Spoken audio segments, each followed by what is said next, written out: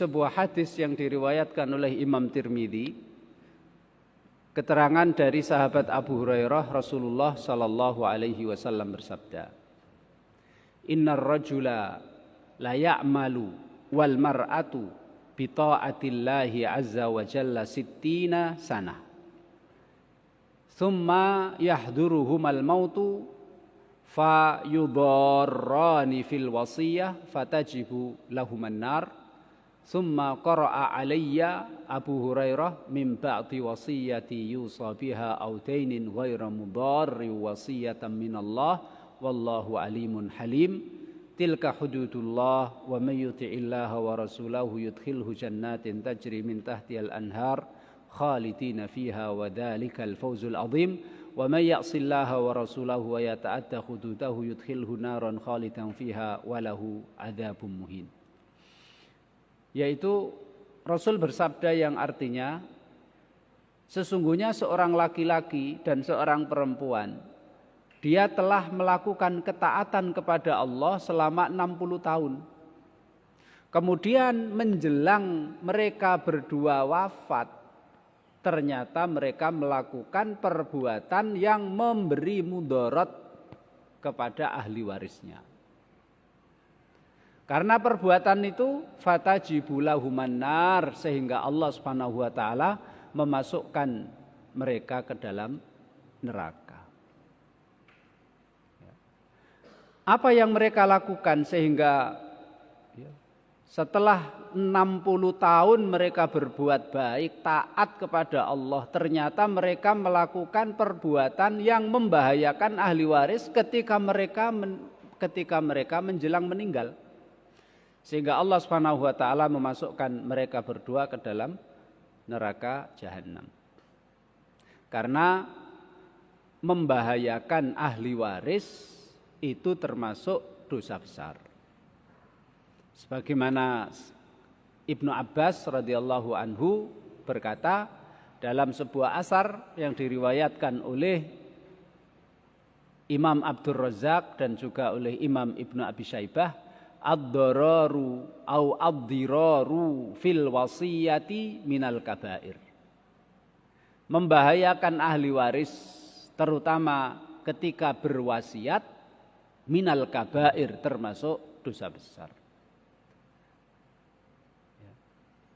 Membahayakan ahli waris dalam berwasiat adalah satu, dia berwasiat ingin memberikan sesuatu kepada salah satu ahli waris. Orang itu nantinya kalau dia mati, orang itu termasuk salah satu ahli waris yang dapat bagian warisan. Tapi dia berwasiat memberikan sesuatu kepada orang itu. Kenapa tidak dibolehkan?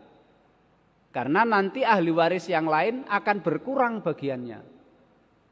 Dia tahu si fulan itu nanti dapat warisan dari dia karena termasuk ahli waris. Tapi tetap dia berwasiat untuk memberikan sesuatu kepadanya. Nanti kalau aku mati, hartaku yang di sana atau rumahku yang di sana atau mobilku atau tokoku nanti untuk fulan. Padahal fulan itu nanti akan jadi ahli waris dan nanti akan dapat bagian warisan. Itu dilarang. Karena apa? Membahayakan ahli waris yang lain, sehingga ahli waris yang lain akan berkurang bagian dari harta warisannya. Oleh karena itu Rasulullah Shallallahu alaihi wasallam bersabda, hadis diriwayatkan oleh Imam Ibnu Majah dari sahabat Anas bin Malik. Anas bin Malik mengatakan, "Inni la tahta naqati Rasulillah sallallahu alaihi wasallam yasilu alayya lu'abuha fasami'tuhu yaqul innallaha qad a'ta kulladzi haqqin haqqah ala la wasiyata liwarisin."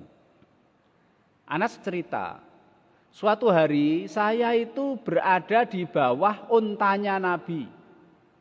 Air liur untanya itu sampai netes di pundak saya. Dan ini menunjukkan bahwa air liur unta tidak najis. Kemudian saya mendengar Rasul bersabda, sesungguhnya Allah Subhanahu wa ta'ala telah membagi harta warisan. Anak dapat sekian, orang tua dapat sekian, pasangan istri atau suami dapat sekian. Ala la wasiyata liwarisin. Tidak boleh orang yang menjelang atau akan meninggal berwasiat memberikan sesuatu kepada orang yang nantinya akan mendapatkan warisan. Dan ini dilarang, Pak. Ya. Kemudian Bapak yang saya hormati, larangan ini yang sebagaimana yang kami sampaikan tadi, kenapa dilarang? Karena nanti ahli waris yang lain akan berkurang bagiannya. Gitu. Contoh Pak ya, saya kasih contoh. Ya. Dia punya harta kalau dinominalkan sekitar 10 miliar. Ya. Anaknya telu Pak, lanang kabeh.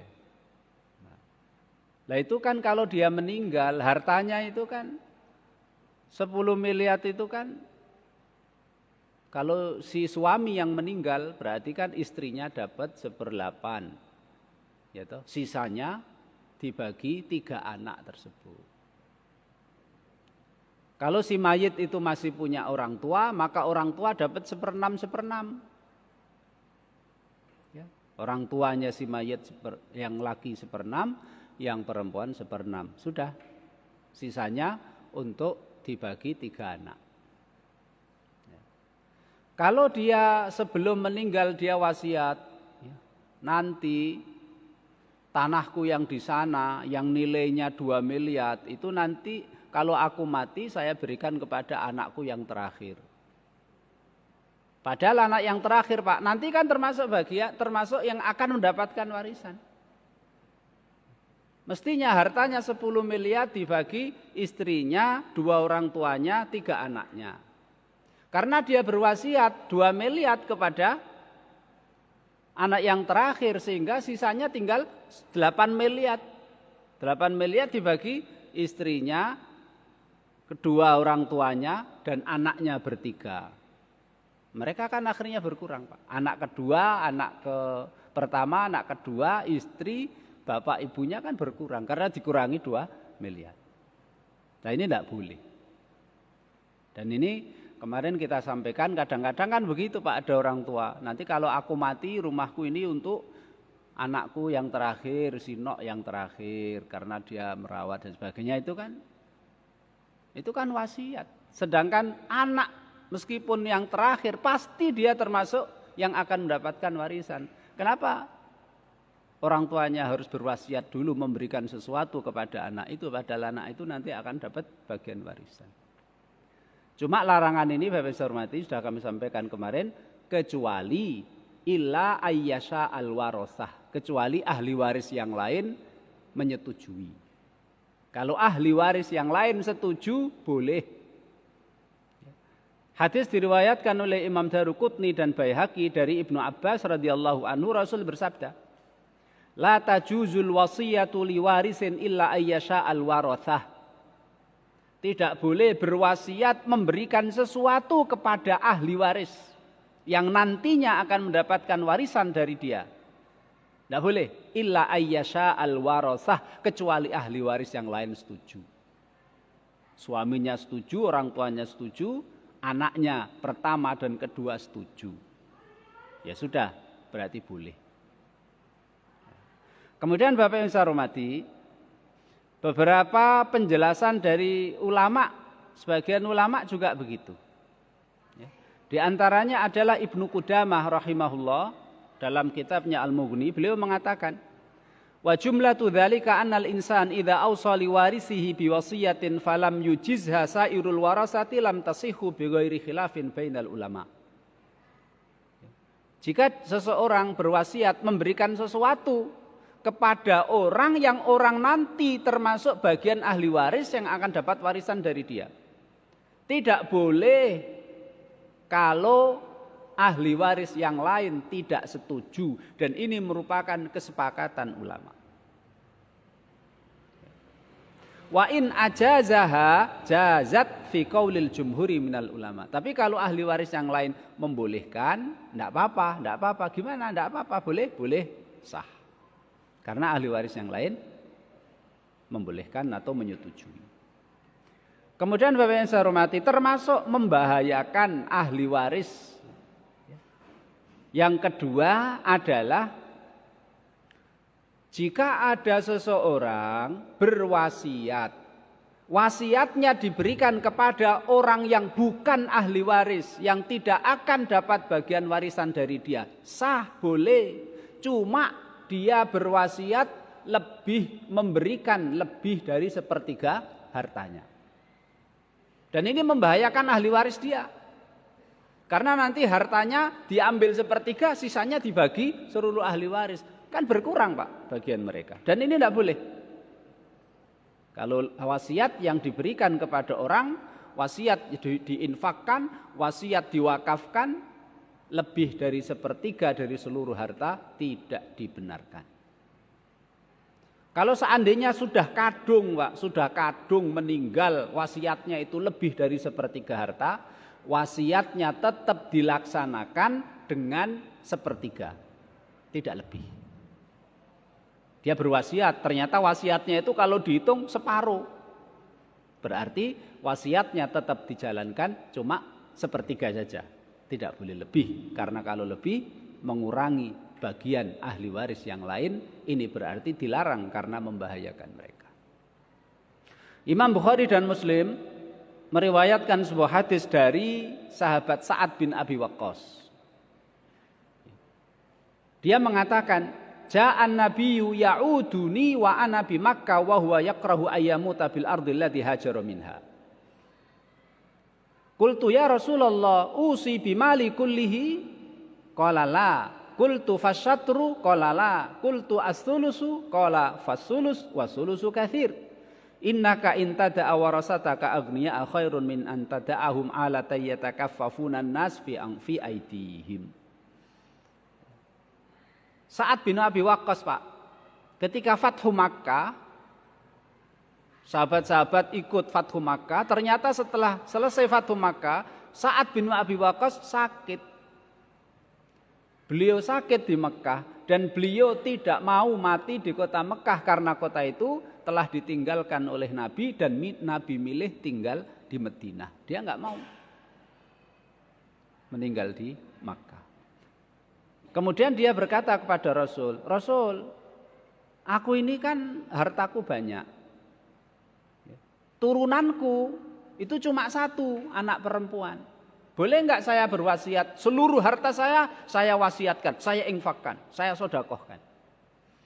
Rasul mengatakan, enggak boleh. Fasyatru, kalau saya wasiat separuh Rasul mengatakan, la, enggak boleh. Terus saya tanya, kalau saya wasiatnya sepertiga Rasul mengatakan, kalau sepertiga, enggak apa-apa, sepertiga sudah banyak. Jika engkau meninggalkan keturunan kamu, kaya, hartanya berlebih karena kamu meninggalkan kepada mereka warisan yang banyak, itu lebih baik daripada kamu tidak meninggalkan apapun kepada mereka sehingga mereka kekurangan, sehingga mereka terpaksa minta bantuan kepada orang. Gitu Pak ya. Jadi Masya Allah ini termasuk anjuran dalam agama Islam. Kalau bisa kita ninggalkan warisan untuk keturunan kita. Itu kalau bisa. Kalau enggak bisa, rapopo radosa. Kan kadang-kadang kan kita usaha Pak, usaha, tapi kan ya kita namanya usaha itu kan kadang-kadang sukses, kadang-kadang tidak. Dan Allah Subhanahu wa taala lah yang punya hak ngatur harta. Fulan tak kasih, tak buat kaya, fulan tak buat sedeng, fulan tak buat pas-pasan melarat. Ternyata Allah Subhanahu wa taala takdirkan kita melimpah hartanya, kita banyak sedekah, kita sudah wakaf, kita sudah ternyata sisanya masih banyak. Itu nanti untuk tinggalan keturunan kita itu lebih baik. Tapi kalau Allah mentakdirkan kita pas-pasan sehingga kita tidak memberi warisan kepada putra-putri kita kecuali sedikit, ya enggak apa-apa. Radosa. Ini Bapak Ibu saya hormati. Kemudian contoh yang kedua Pak.